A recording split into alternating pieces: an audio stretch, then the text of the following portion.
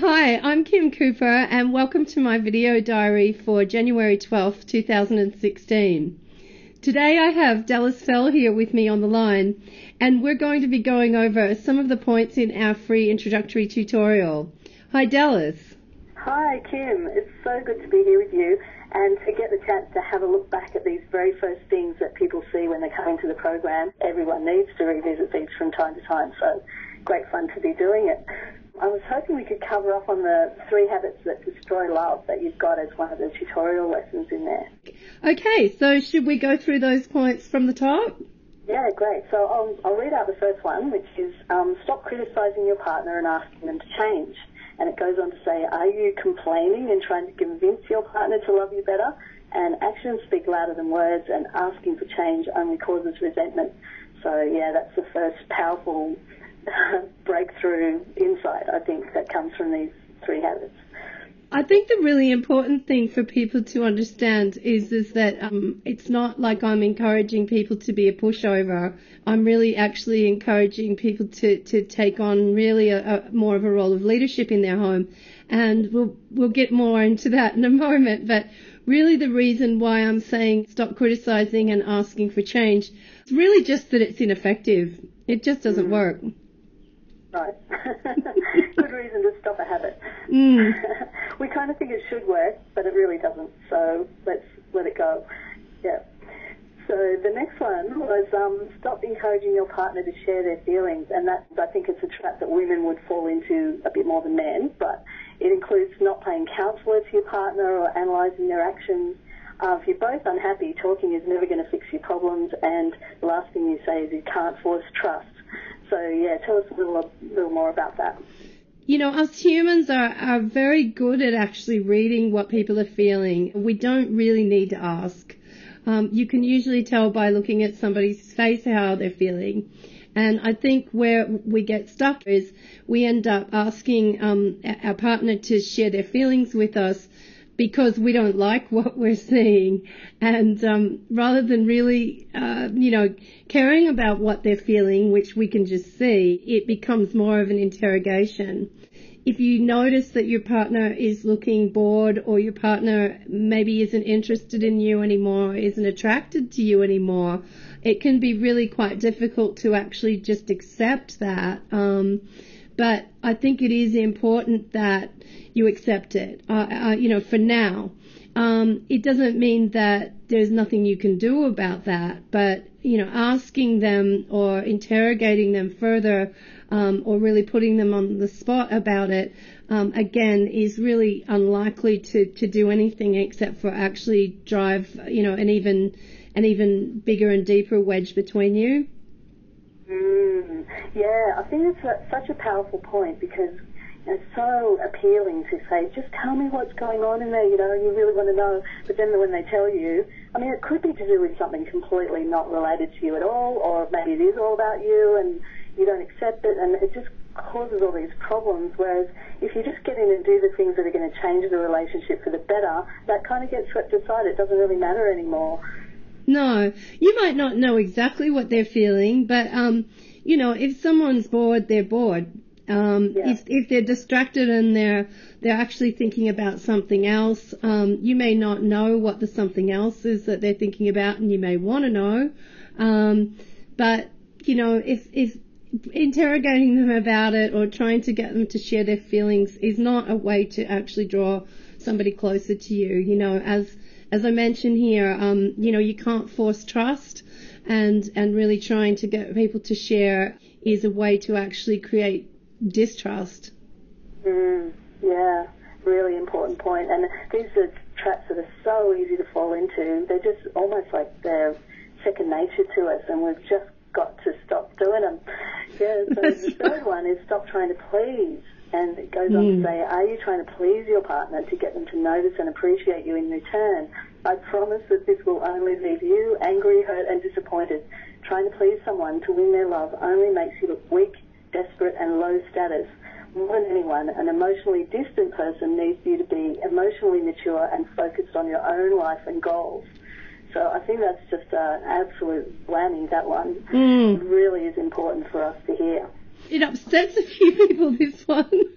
I've had a few people get really upset at me and say, well, what is love meant to be about? You know, if it's not about trying to please each other. And, you know, I mean, of course we can be good to each other in a relationship. But if you're noticing that you don't have a connection with your partner anymore, or if you're noticing that they're bored, or, you know, their mind may be elsewhere, trying to please them really is going to only just make you look weak and low status. And I think this is a good point to come in with what you've been encouraging me to share, Dallas.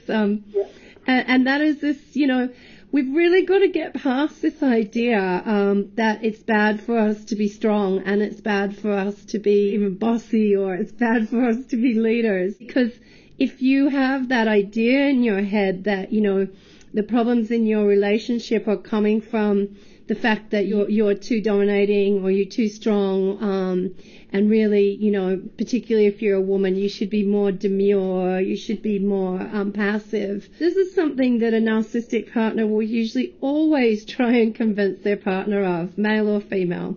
They'll say, you're so controlling, and that's what the problem is. You're bossy, you should be, you know, letting me take control. Yeah. You've seen where that leads to in the relationship, so that's a pattern that it's time to change, really, isn't it? Absolutely.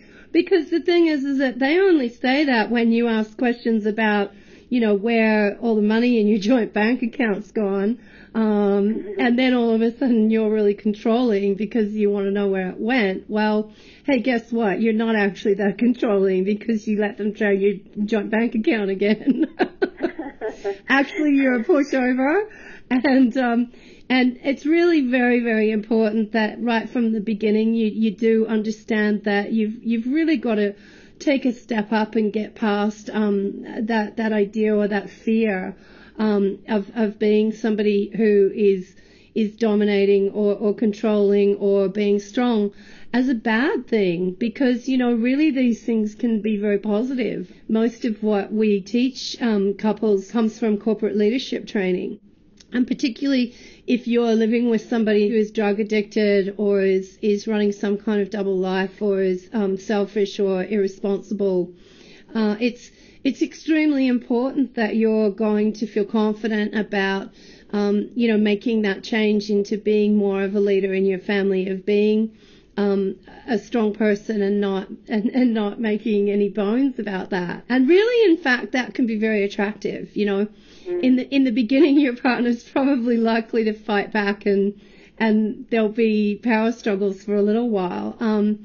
But, you know, I think it's really quite amusing, Dallas, that I know that most of the beautiful single women that I know are just so diplomatic and so, you know, they're the demure, intelligent, intellectual, diplomatic women, and men say that that's what they want in a man, but I mean in a woman. But then I notice the women that men marry are usually the ones that are a bit more like Roseanne. Yeah, right. Yeah, so I was we were reflecting on that song by Cat Stevens, I'm looking for a hard-headed woman who will make me do my best, and when I find that hard-headed woman, I know the rest of my life will be blessed. And I think a lot of men have that in them, and a lot of partners who are off the rails have that in them, that they do want somebody to come in and stop them. It's like the bratty child. They're almost sort of goading the parent to step up and take control. I mean, they'll kick like crazy when they do, but they really want someone to take them in hand. And a lot of adults do need reparenting and within a relationship. And so being the one who's prepared to do that is a gift. Absolutely. And, you know, it really can take some grieving, because I know most codependents are actually, they're wanting that. They're wanting somebody strong to come in and make all the decisions and just sort of wave a magic wand and make everything okay. And the fact is that things didn't actually change for Steve and I until I really faced the fact that he wasn't going to be able to do that for me. And my idea that he was going to be able to do that for me was just a complete fantasy. I really didn't know him. I really wasn't looking at the situation realistically at all.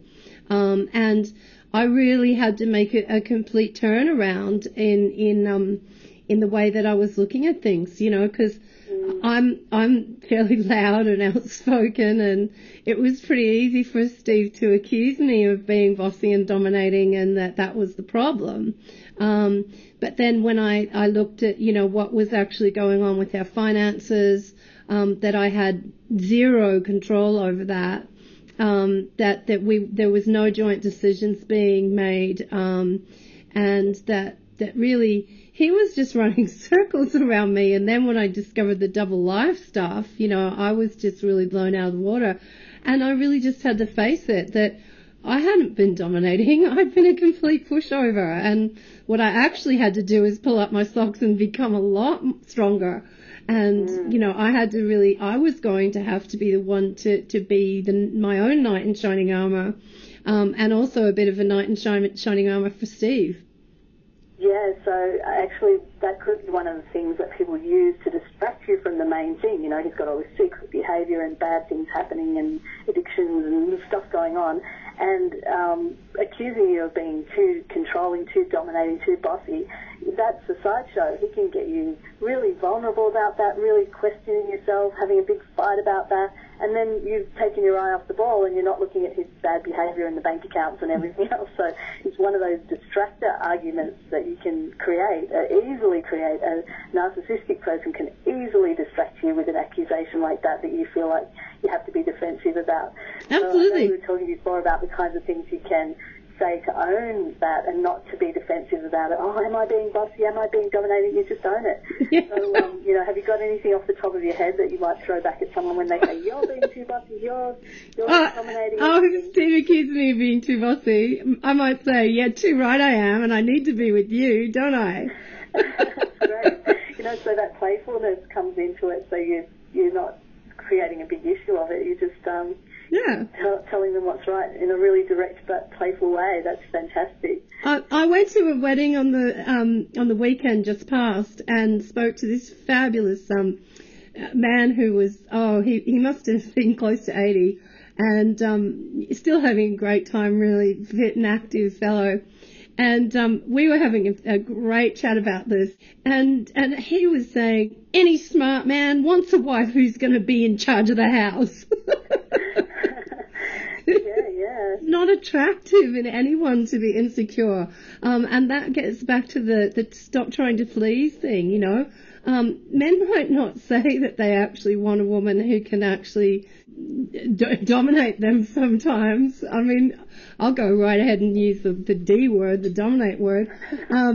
But, you know, we all want that. We need a balance of that in our lives. I mean, wouldn't you rather that somebody who had the confidence to come in and say, hey, I know what needs to be done, come on, let's do it, rather than someone who's wringing their hands and whining and, you know, saying, but didn't you like what I cooked you for dinner? And, you know, that's what people don't like. You know, nobody likes insecurity. Yeah, there's one distinction that I'd really like to make here that I know comes out in your life.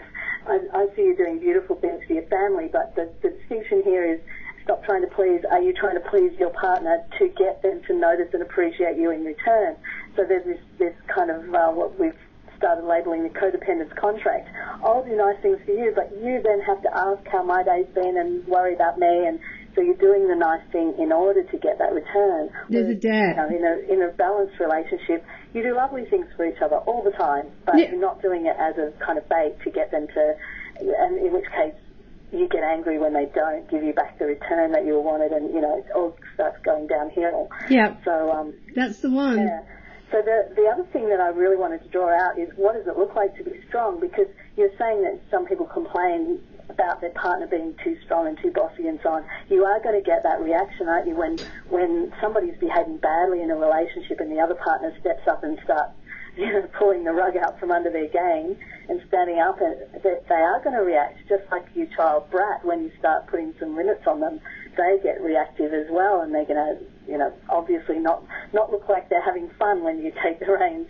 So, yeah, just wanted to talk about that a little bit. What does it look like to be strong, and what kind of reactions can you get from it? I mean, obviously this is where the books begin, but, yeah, just as a bit of a rough sketch, what does it look like? Because being strong, you might say, put your foot down down, I'm not taking any of this anymore. That's not what we're talking about here. That's going back to criticising and asking them to change. So what does it look like to be strong in the relationship and take control? Well, I guess this is where, the saying a little bit of information's dangerous. And the answer to that really is in our books, which have come from me doing years of research into corporate leadership training, deciding that you want to become a good leader and that your family needs leadership isn't something to take on lightly. Of course, it's going to have a profound effect on your family. I mean, I can't just even begin to explain the changes that it's made with us. It's just the difference between heaven and hell.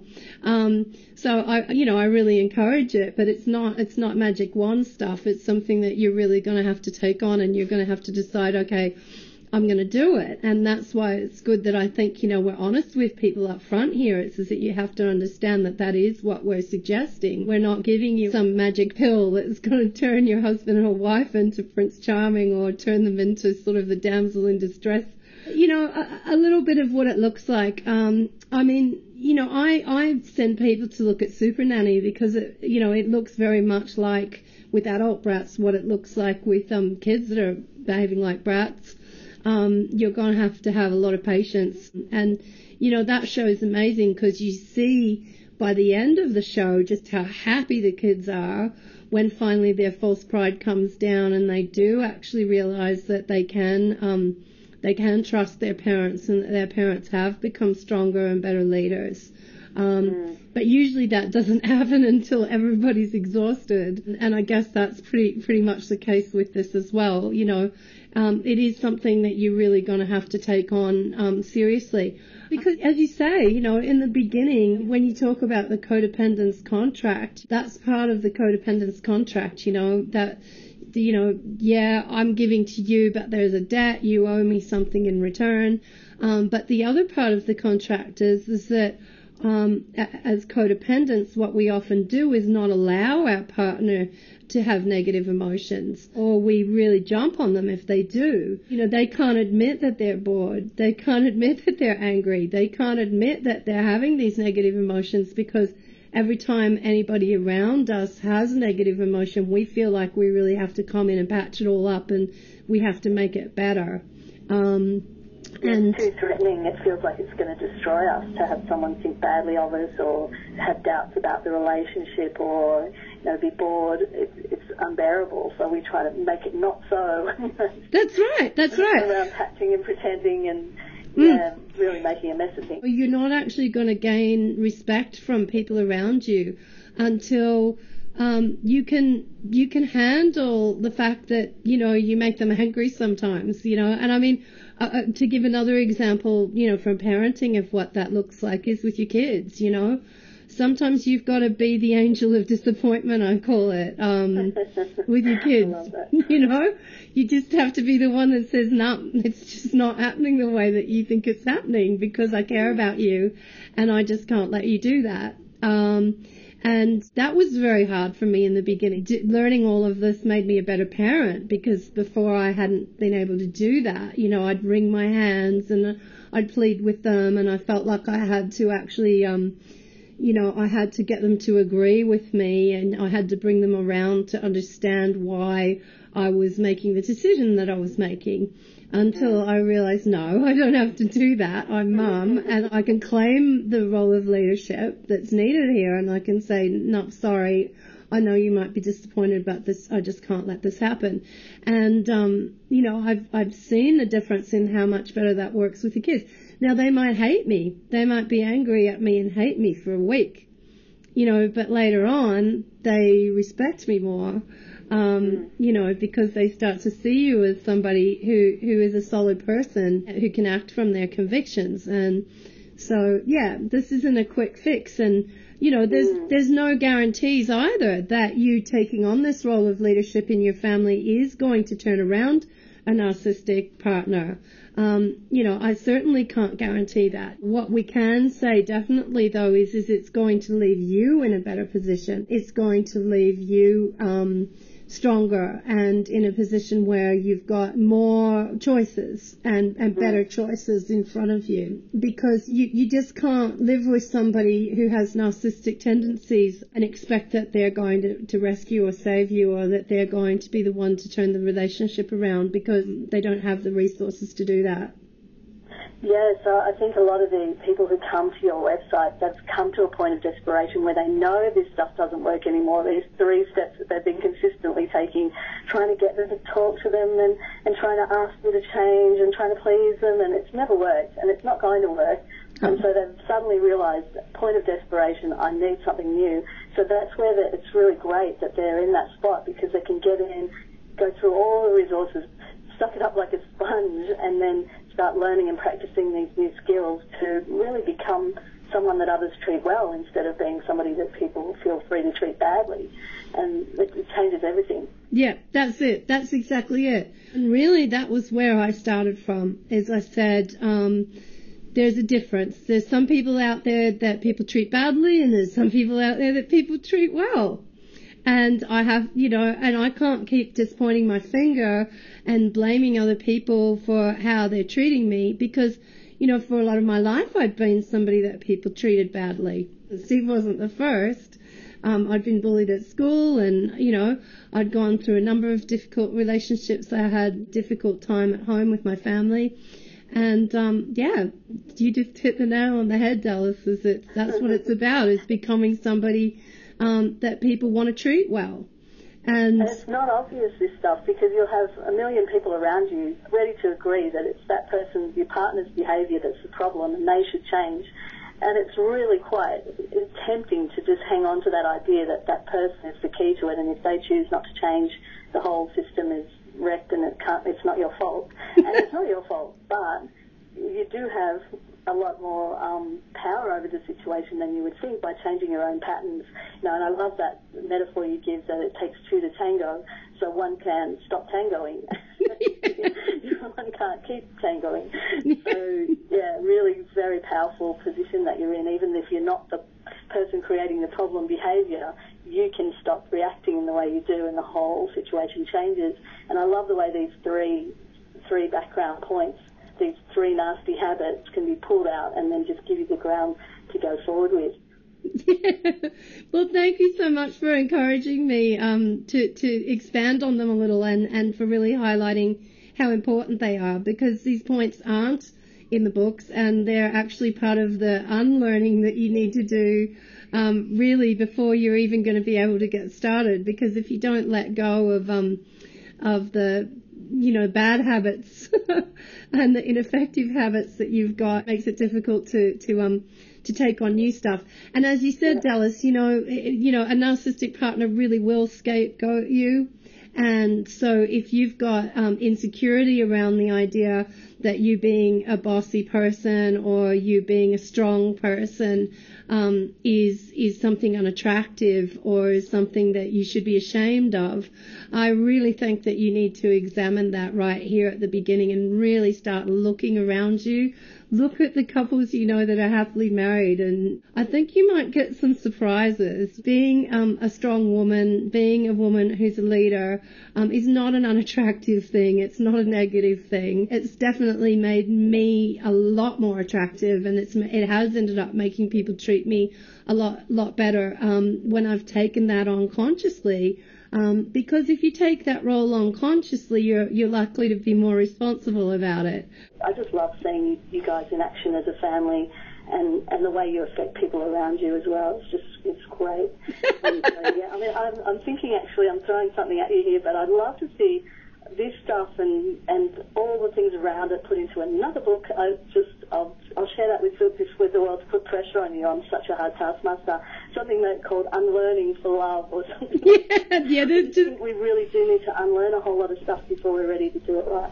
Well, that's it, because we've been conditioned for so long by the TV and movies that us women are meant to be these demure little Barbie dolls that are just subservient to our husbands, and that we're told that that's taught in scripture, and And it's just not true. It's just not true. Your role as a wife is a really demanding role. You know, your role as a husband and a father is a really demanding role, and you need skills to do that. You need leadership skills.